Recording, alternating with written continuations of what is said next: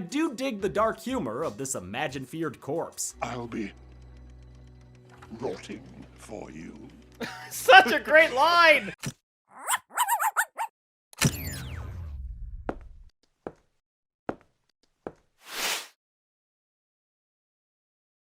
Hey guys, my name's Dan, and today's reaction comes from Dead Meat. This is Marvel's Werewolf by Night 2022 kill count. I thought this was a very interesting choice to cover, especially since it was a Marvel movie, but it is certainly warranted with all the kills that happened. Really want to know how this movie all went down, because there was a lot of really cool effects here. And also really curious to see about his thoughts about it, and then I'll get into my thoughts at the very end of this video. But before we get into all of that, if you enjoy this kill count and other kill counts, I racked this at many of them for you. And if you want to see future reactions that I do, you can go right below this video, click that like button, the subscribe button, and ring the notification bell, because I'll always let you see past, present, and future reactions that I do, but also helps with the YouTube algorithm, helps get more eyes on my channel.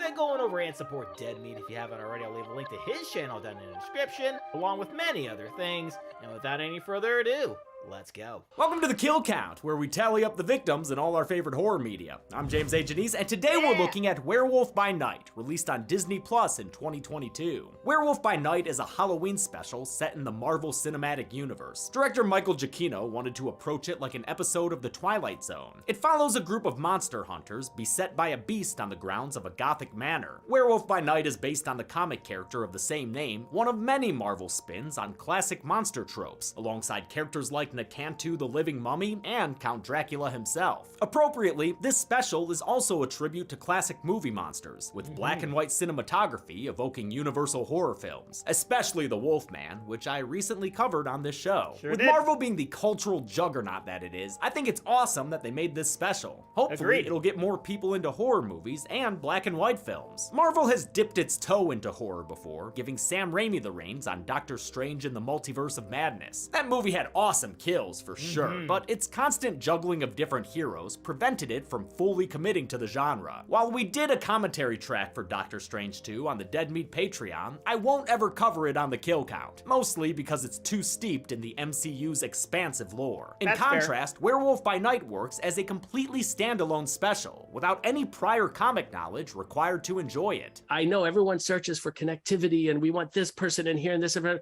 And I was like, no, let's just do this. Now, it's pretty well known that I'm not a fan or follower of Marvel or the MCU. It's just not for me, and that's fine. And it's fine if you like it, all right? But that's why I won't cover most MCU movies. It'd be insulting to the real fans. I cover horror movies to the best of my ability in terms of research, and there is a lot of background knowledge behind Marvel movies that I just don't have the time or interest to learn. So this isn't the start of a Marvel era on Dead Meat or anything. This is me celebrating the fact that Marvel chose to celebrate classic horror films. I won't be able to speak on how this functions as a Marvel property, but I can tell you how I think it works as a horror flick.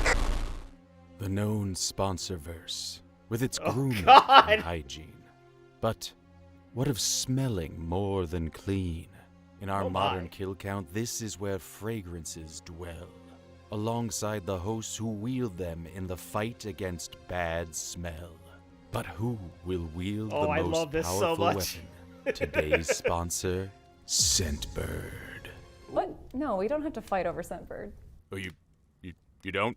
No. That's what's so great about it. Scentbird is a monthly subscription service that sends you a 30-day supply of a designer fragrance each month. So we can both subscribe and try new scents. Like I've discovered I really like this Pegasus fragrance, which smells like amber, jasmine, and sandalwood. Hey, my sense of wood fragrance also smells like sandalwood. Gotta love sandalwood. I never would have known that if I had to buy the full $240 bottle at first. But now we can both subscribe and keep experimenting with new scents every month. So one day I'll find the scent of my dreams, theme park water. Oh, like on Pirates of the Caribbean? It's the best. Normally, Scentbird is $17 a month, but you can get your first month for a little over $7, that's a 55% savings, by using code DEADMEAT. Want to try my orange blossom garden? Ooh, please.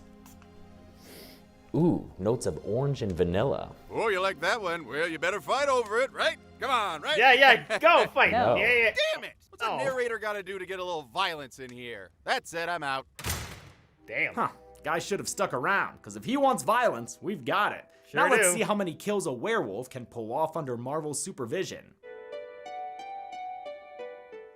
The special begins with a universal horror spin on the classic MCU intro. An old-timey narrator takes us through the Marvel Nomicon and reveals that there be monsters in this universe, and monster hunters too. Chief among the hunters is Ulysses Bloodstone, this Simon Belmont-looking Bigfoot bumper offer. Bloodstone's weapon of choice is a magic rock of the same name, but his recent death means the rock and ruby is up for grabs. A pack of hunters has gathered at Bloodstone Manor for Ulysses' funeral. The gang's all here. Gruff Scottish guy, charming quiet guy, David Bowie? Late to the party is Jack Russell, played by Gael Garcia Bernal, who was recently seen in M. Night Shyamalan's Old. Also here, hoping to claim her birthright stone, is Ulysses' daughter, Elsa Bloodstone. Like Larry Talbot before her, Elsa is the black sheep of her family. Her stepmother Verussa scolds her for her lack of Bloodstone family values. You were the greatest disappointment of his life.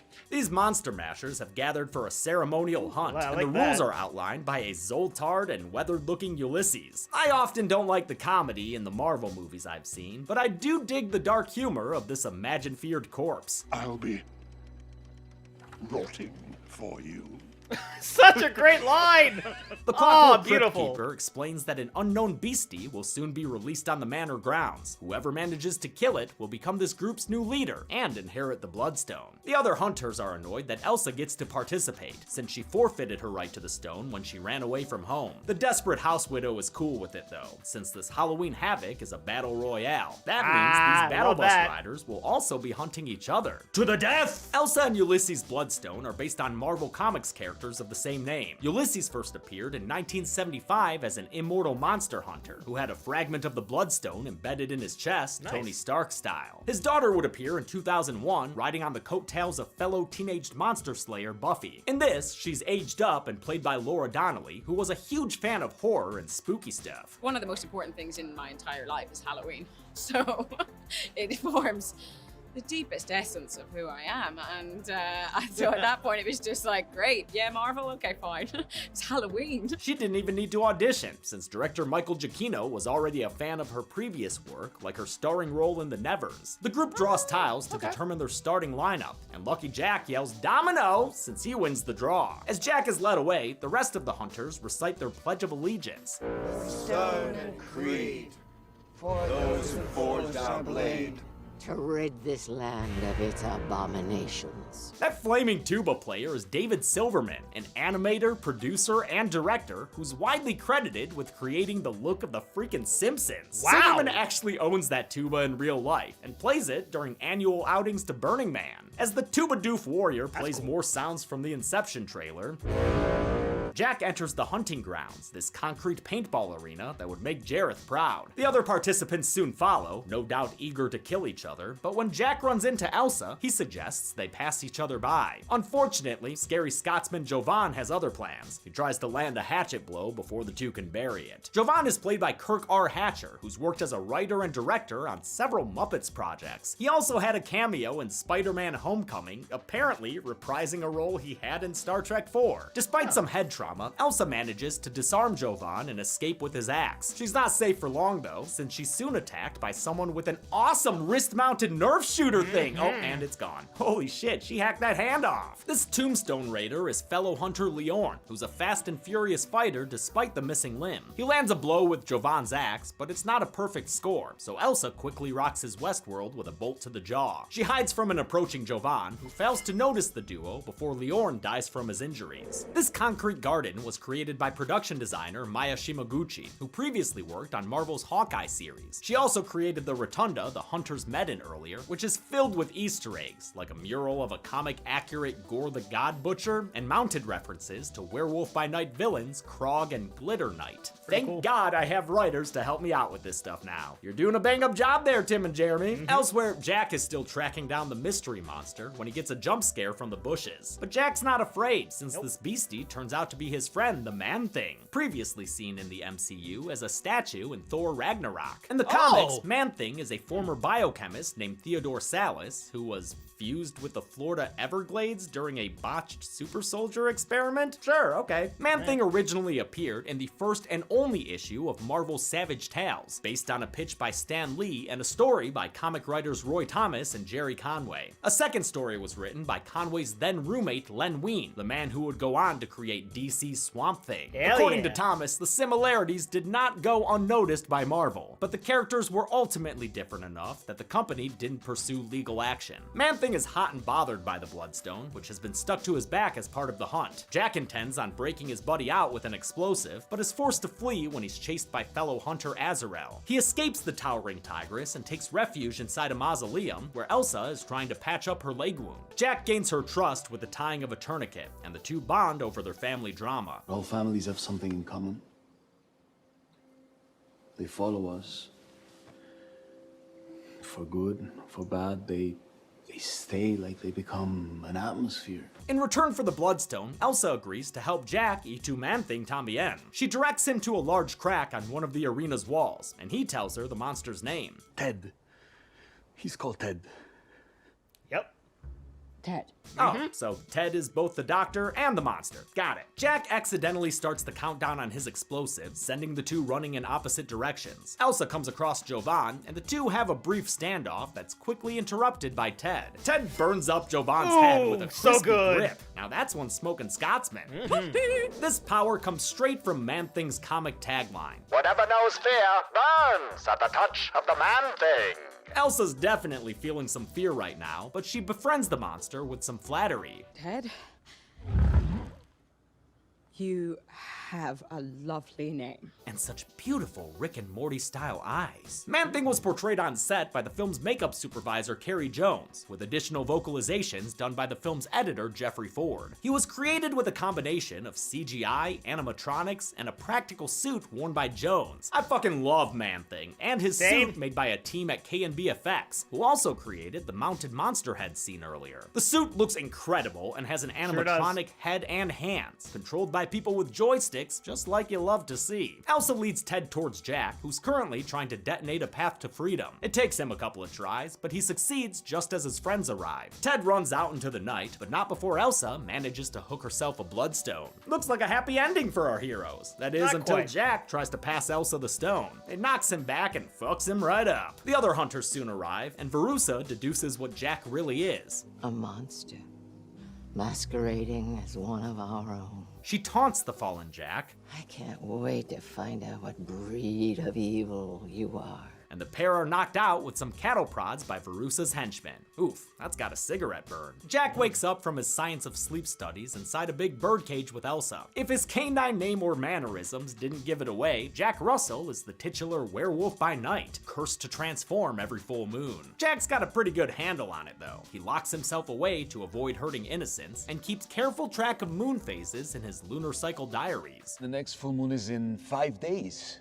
We have plenty of time to figure something out. But Elsa reveals the Bloodstone has the power to expedite his transformation, and Jack realizes Verussa wants one more wall mount and one less stepdaughter. Now that's killing two birds with one Bloodstone. Jack gives Elsa instructions on how to survive him in his werewolf form. Do not break eye contact no matter what. He also commits her scent to memory. Tresemme, ooh la la. He begs Verussa for mercy, but judging by that runny mascara, she is officially off the rails. Sure is. Wanna see this, darling? Harriet Sansom is having a fucking ball in this role. Verussa starts up some Latin incanting, and the resulting rock magic signals our flashing light warning chime and casts the room in Frankenstein lightning. We see Jack's transformation in shadows, cast behind a close-up of Elsa's unwavering eye contact. This shot was one of the first ideas Giacchino had, since he figured an off-screen transformation would be more effective at this point. There have been a lot of werewolf movies made. We've seen them transform so many different ways. We're never going to do it better than the best of them. The effect was done practically, with the transformation of projection being played on the back wall. The only CG is the bars of the cage, since real ones would have cast unwanted shadows. The scene is accompanied by the movie's wonderfully gothic score, composed by director Giacchino pulling double duty, John Carpenter style. This is only Giacchino's third directorial effort, but he's scored countless well-known projects, including the Gael Garcia Bernal starring Coco, and my personal reference point for it, Lost. Life and death always moves me to tears. With the transformation complete, Verussa tries to get a better look, only to get her arm pulled into the cage. The guards tase the werewolf into submission until the place smells like a testing facility for Nair. In the chaos, Jack breaks out, sending the hunters into high alert. He eventually reveals himself, leaping onto one guard and killing another by breaking his neck. Electrical flashes give us a glimpse of Jack's final werewolf form. Giacchino wanted to see Bernal's face, so they took a cue from Jack Pierce's designs for Werewolf of London and the Wolfman. Another cue they took was keeping the suit completely practical, consisting of a separate mask and suit that initially took 4 hours to apply. Major props to costume designer Maya C. Rubio. Jack takes out a couple more guards, and judging by the total number of guards and bodies we see, I'll count 2 more as dead right now, I think. A hunter named Barrasso manages to knock him off balance, so Jack Vincent Van Goghs for his ear as revenge. While Elsa and Jack are both based on comic characters, the other hunters are original characters, likely so they could take some gnarlier abuse. I don't even think their names are ever said in the special. Barrasso bounces back and grabs a sword, but Elsa climbs out of her cage and intercepts him, tripping him onto her blade and slitting his throat. Goddamn! Meanwhile, Jack is fending for himself just fine. He tosses a guard into an awesome one-take fight scene as the main entrance is sealed off, taking away most of the light. I'll count these final 5 guards as killed here, since they're all ravaged by Jack. The last 3 are killed in a way that get their blood and guts splattered onto the camera lens. Who's gonna clean that glass, Jackie boy? Seriously, Elsa is though. approached by Azrael, who tries to get medieval on her ass with a morning star. Horror fans might recognize Eugenia Bondurant as the occultist in The Conjuring 3. Azrael has no fears of pain, so the two ladies duke it out. When Azrael tries to use Elsa's weapon, she outlands a hit on the lady in white, then slits her throat and plants that sword in her stone. Hell gnarly. yeah! Giacchino shot this special gunning for a mature rating, but ended up with a TV-14 despite all the blood, likely due to it being in black and white, the same trick WWE uses on YouTube. As I've said before, I think it's important to have good horror for younger audiences. It's like a gateway drug to the more intense stuff, and also might lead them to this channel. With her guards dead, Verussa steps up with a bloodstone in tow and uses it to knock Jack back repeatedly. She gets him pinned against the wall, but Elsa intervenes and knocks her out. She approaches Jack and he pounces, causing her to take the fall. Elsa tries to appeal to his inner humanity, and since this is still a Disney production, it actually works. He gallops away and out of this station at the 11th hour. Now all Elsa has to deal with is one wicked stepmother. Elsa!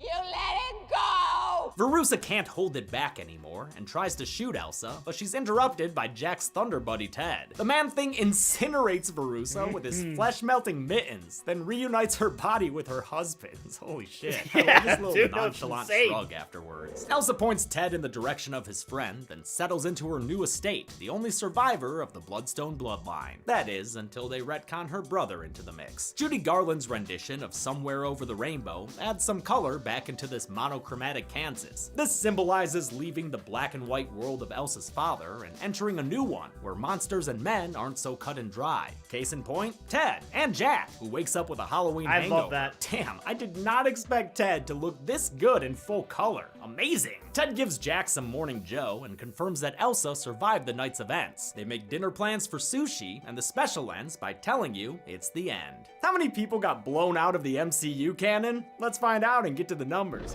Oh, Jack attack! Oh no! Oh! No, James!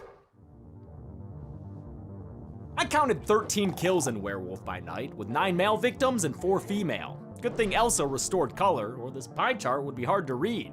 As far as killers go, Ted the Man-Thing toasted up 2 victims, Elsa sliced her way through 3, and Jack Russell wolferized the remaining 8, who were all guards. With a runtime of 53 minutes, that left us with a kill on average just over every 4 minutes. I'll give the Golden Chainsaw for coolest kill to Verussa. It's a perfectly over-the-top send-off to a perfectly over-the-top villain. Dull Machete for lamest kill will go to the rando guards, who I guess got killed when Jack was batting them around. And that's it. Werewolf by Night came out earlier this month, and I'd be down with seeing more horror in the MCU. Same. I hope you all have a happy Halloween, and until next time, I'm James A. Janice. This has been The Kill Count. Thanks a lot for watching this. Yeah, so I thoroughly enjoyed this. You know, it was a simple story. It was very well told. The kills were good. It was also under an hour, I believe, so it made for a really easy watch. It kind of flew by for me. I was like, oh, holy crap, it's over already. So if you're a fan of horror and you're here and you haven't seen it yet, first off, why haven't you seen it yet? You watch this kill count, but go watch it. Go share this with people who, you know, like he said, maybe are on the fence about horror. This could be an easy gateway for them. So that's going to do it for me here. Before I go, though, I want to give a huge shout out to all my $5 and up supporters on Patreon.